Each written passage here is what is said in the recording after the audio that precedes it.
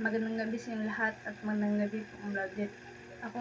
Ako nga po pala si Genius Montipulca from grade 10 Amoroto. So sa gabing ito, tatalakayin natin kung ano ang globalisasyong politikal.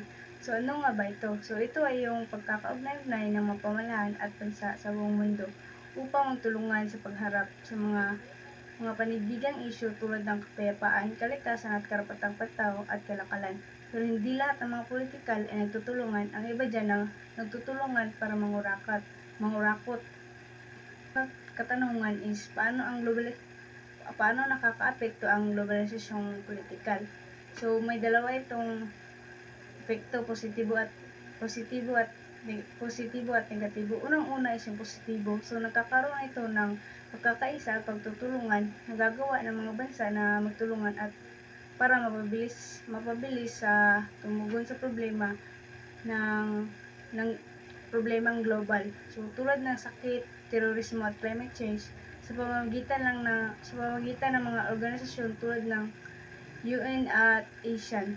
So, ang negatibo nito is yung pananakop ng interes. Ang mga desisyon sa panindigang politika ay maaaring idikta o kontrolin ng mga makapangyarihang bansa para sa kanilang sariling benepisyo.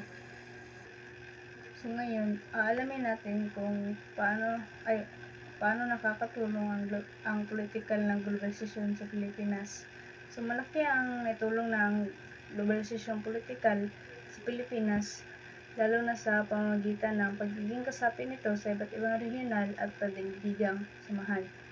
So unang-una is ang pagpapalakas ng ugnayan sa panlabas at seguridad ahensya para sa pagtutulungan. So nagkakaroon ang Pilipinas ng matibay na plataporma para makipag-ugnayan sa mga kapitbahay bansa. So nakakatulong ito sa pagresolba ng mga isyu sa rehiyon, lalo na sa usaping West Philippine Sea at paglaban sa terorismo at transnational crime. So pangalawa is yung pagsulong ng karapatang pangtao at demokrasya sa pandaigdigang pamantayan, or in English is global standards. So ang pagiging membro ng Pilipinas sa pandaigdigang organisasyon tulad ng United Nations or UN at yung impluwensya ng Amnesty International ay naglalagay ng pressure sa pamahalaan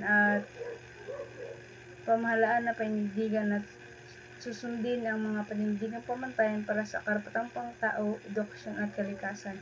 So ngayon, alamin natin kung paano nakakatulong ang politikal ng globalisasyon sa Pilipinas. So malaki ang naitulong ng globalisasyong politikal sa Pilipinas, lalo na sa pamamagitan ng pagiging kasapi nito sa iba't ibang regional at pandaigdigang samahan. So unang-una is ang pagpapalakas ng ugnayan sa panlabas at seguridad ahensya para sa pagtutulungan. So nagkakaroon ang Pilipinas ng matibay na plataporma para makipag-ugnayan sa mga kapitbahay bansa. So nakakatulong ito sa pagresolba ng mga isyu sa rehiyon, lalo na sa usaping West Philippine Sea at paglaban sa terorismo at transnational crime. So pangalawa is yung pagsulong ng karapatang pangtao at demokrasya sa pandaigdigang pamantayan, or in English is global standards. So ang pagiging membro ng Pilipinas sa pandaigdigang organisasyon tulad ng United Nations or UN at yung impluwensya ng Amnesty International ay naglalagay ng pressure sa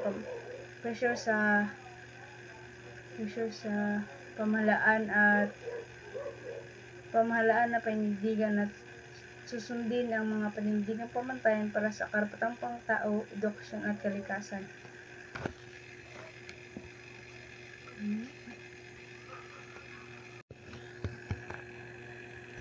So ngayon, alamin natin kung kung ano ang epekto nito sa politikal na aspeto. Ang mga organisasyon na kasapi ang Pilipinas. Unang-una is ang samahan ng mga bansa sa Timog Silangang Asya. Ang layunin nito is noong 1967 ang ASEAN ay malayuning isulong ang paglago ng ekonomiya, pag-unlad ng kultura at kapayapaang regional sa Timog Silangang Asya. So, ang epekto nito sa politikal na aspeto is yung pagsulong ng patakaran. Bilang membro, nakikilahok ang Pilipinas sa pagbuo ng mga patakarang rehiyon na nakakaapekto sa kalakalan, migrasyon at seguridad na nagpapalakas ng boses nito sa Asya.